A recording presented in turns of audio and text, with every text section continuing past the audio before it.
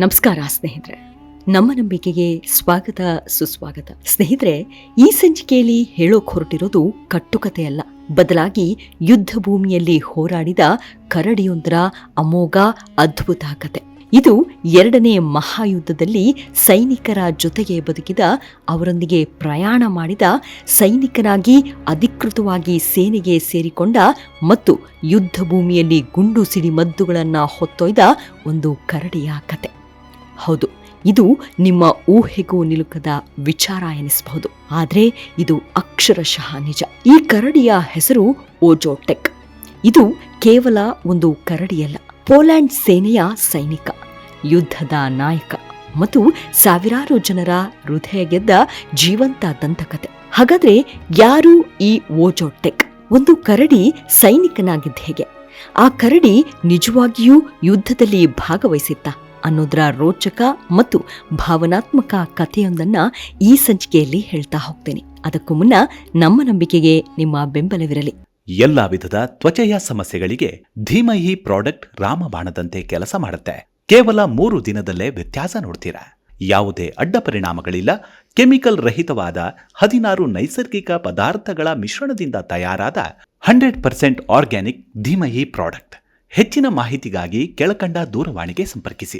ಸ್ನೇಹಿತರೆ, ಅದು 1942ರ ಸಮಯ. 2ನೇ ಮಹಾಯುದ್ಧದ ಭೀಕರ ದಿನಗಳು ನಡೆಯುತ್ತಿದ್ವು. ಅಂದಿನ ಸೋವಿಯತ್ ಒಕ್ಕೂಟದ ಗಡಿಭಾಗದಲ್ಲಿದ್ದ ಪರ್ವತ ಪ್ರದೇಶಗಳಲ್ಲಿ ಒಂದು ಸಿರಿಯನ್ ಬ್ರೌನ್ ಬೇರ್ ಮರಿ ಜನಿಸಿತ್ತು.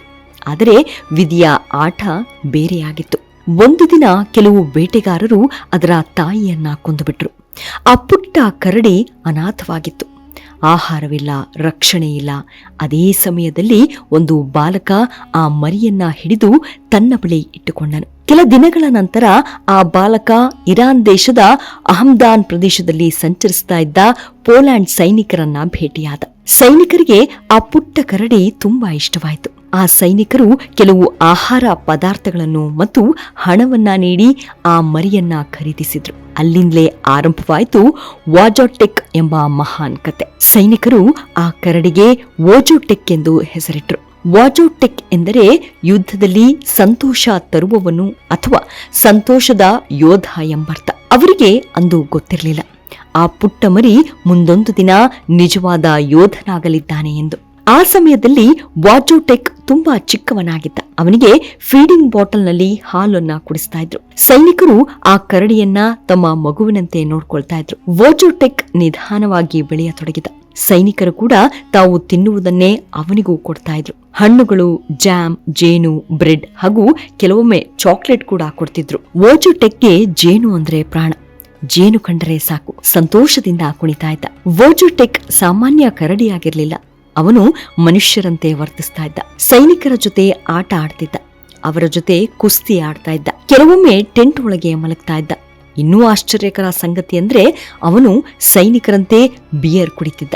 ಬಾಟಲಿಯನ್ನ ಹಿಡಿದು ನಿಧಾನವಾಗಿ ಕುಡಿತಾ ಇದ್ದ.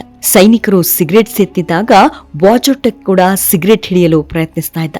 ಆದ್ರೆ ಧೂಮಪಾನ ಮಾಡ್ತಿರ್ಲಿಲ್ಲ. ಸಿಗರೆಟ್ ಅನ್ನ ತಂದು ಬಿಡ್ತಿದ್ದ. ಇದನ್ನು ನೋಡಿ ಸೈನಿಕರು ಹೊಟ್ಟೆ ಹಿಡಿದು ನಗ್ತಾ ಇದ್ರು. ಇತ್ತ ಕಡೆ ಯುದ್ಧ ಮುಂದುವರಿಯುತ್ತಿತ್ತು. ಪೋಲ್ಯಾಂಡ್ ಸೈನಿಕರು ಒಂದು ದೇಶದಿಂದ ಮತ್ತೊಂದು ದೇಶಕ್ಕೆ ಸಾಕ್ತಿದ್ರು.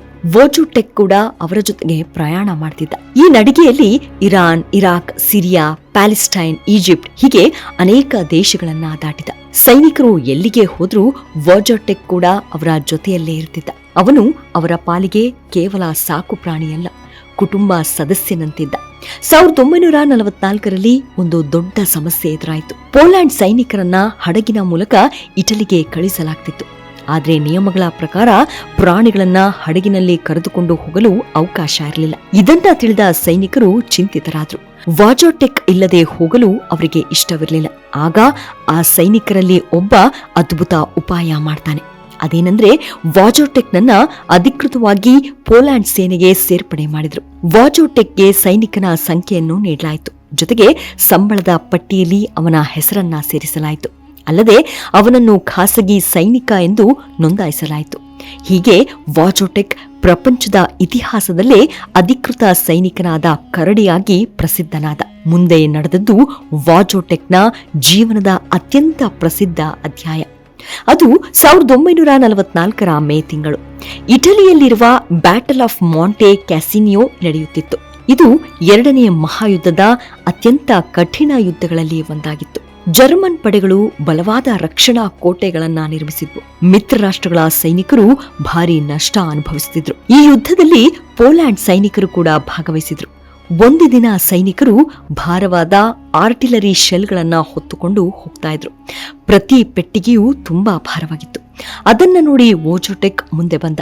ಅವನು ಒಂದು ಪೆಟ್ಟಿಗೆಯನ್ನ ತನ್ನ ಎರಡೂ ಕಾಲುಗಳಿಂದ ಎತ್ತಿಕೊಂಡ. ನಂತರ ಮತ್ತೊಂದು ಹೀಗೆ ನಿರಂತರವಾಗಿ ಸಿಡಿಮದ್ದು ಪೆಟ್ಟಿಗೆಗಳನ್ನ ಸಾಗಿಸಲು ಸಹಾಯ ಮಾಡತೊಡಗಿದ್ದ. ಮೊದಲಿಗೆ ಸೈನಿಕರಿಗೆ ನಂಬಿಕೆಯೇ ಇರಲಿಲ್ಲ. ಆದರೆ ವಾಜೋಟೆಕ್ ಅದ್ಭುತ ಶಕ್ತಿಯನ್ನ ಪ್ರದರ್ಶಿಸಿದ. ಅವನು ಭಾರವಾದ ಪೆಟ್ಟಿಗೆಗಳನ್ನ ಯಾವುದೇ ಭಯವಿಲ್ಲದೆ ಸಾಗಿಸಿದ. ಅವನು ಒಮ್ಮೆಯೂ ಕೂಡ ಪೆಟ್ಟಿಗೆಯನ್ನ ಕೆಳಗೆ ಬೀಳಿಸಲಿಲ್ಲ. ಯುದ್ಧದ ನಡುವೆ ಈ ಕರಡಿಯ ಧೈರ್ಯ ಸೈನಿಕರಿಗೆ ಹೊಸ ಉತ್ಸಾಹ ನೀಡಿತು. ಆತನನ್ನ ಕಂಡ ಸೈನಿಕರು ಹೇಳ್ತಿದ್ರು, ನಾವು ಆಯಾಸಗೊಂಡಾಗ ವಾಜೋಟೆಕ್ ನಮ್ಮನ್ನ ಪ್ರೇರೇಪಿಸ್ತಾ ಇದ್ದ. ಸೇನೆಯ ಚಿಹ್ನೆಯಾದ ವಾಜೋಟೆಕ್ ಮಾಂಟೋ ಕೆಸಿನೋ ಯುದ್ಧದ ನಂತರ ವಾಜೋಟೆಕ್ ಪ್ರಸಿದ್ಧನಾದ.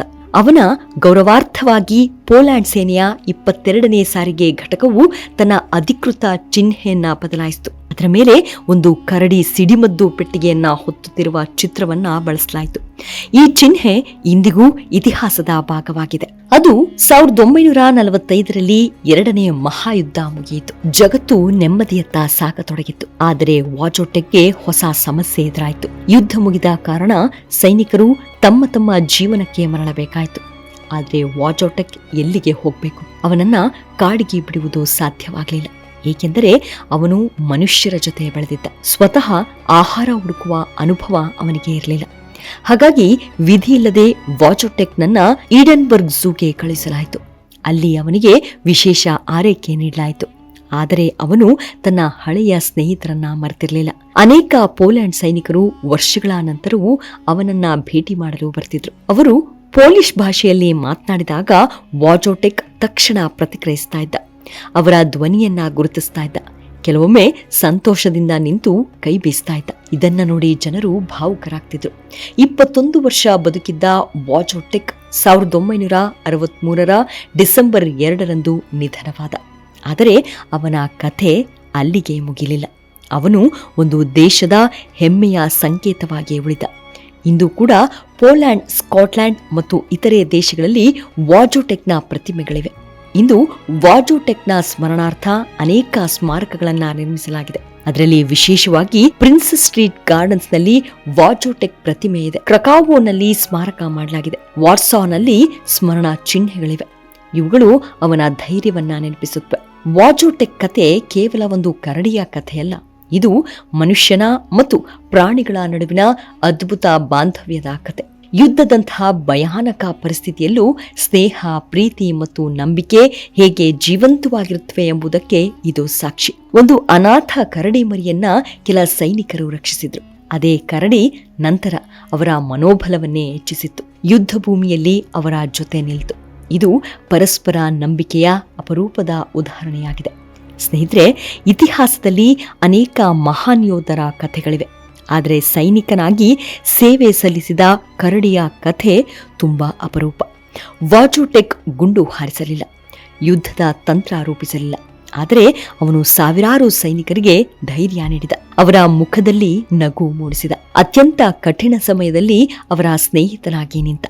ಅದಕ್ಕಾಗಿಯೇ ಇಂದಿಗೂ ವಾಜೋಟೆಕ್ನನ್ನ ಜನರು ದ ಸೋಲ್ಜರ್ ಬಿಯರ್ ಎಂದು ಗೌರವದಿಂದ ನೆನಪಿಸಿಕೊಳ್ತಾರೆ. ಒಂದು ಪುಟ್ಟ ಅನಾಥ ಕರಡಿ ಒಂದು ಸೇನೆಯ ಅವಿಭಾಜ್ಯ ಸದಸ್ಯನಾಗಿ ಬೆಳೆದ ಕಥೆ ಇದು. ಇಂದು ಕೂಡ ಜಗತ್ತಿನ ಅತ್ಯಂತ ಸ್ಫೂರ್ತಿದಾಯಕ ನೈಜ ಕಥೆಗಳಲ್ಲಿ ಒಂದಾಗಿದೆ. ಕೆಲವೊಮ್ಮೆ ಇತಿಹಾಸವನ್ನ ಬದಲಾಯಿಸುವವರು ಮನುಷ್ಯರೇ ಆಗಿರಬೇಕೆಂದಿಲ್ಲ. ಒಂದು ಕರಡಿಯು ಜಗತ್ತಿನ ಹೃದಯ ಗೆಲ್ಲಬಹುದು ಅನ್ನೋದಕ್ಕೆ ವಾಜೋಟೆಕ್ ಸ್ಫೂರ್ತಿಯಾಗ್ತಾನೆ. ಮುಂದಿನ ಸಂಚಿಕೆಯಲ್ಲಿ ಸಿಗೋಣ.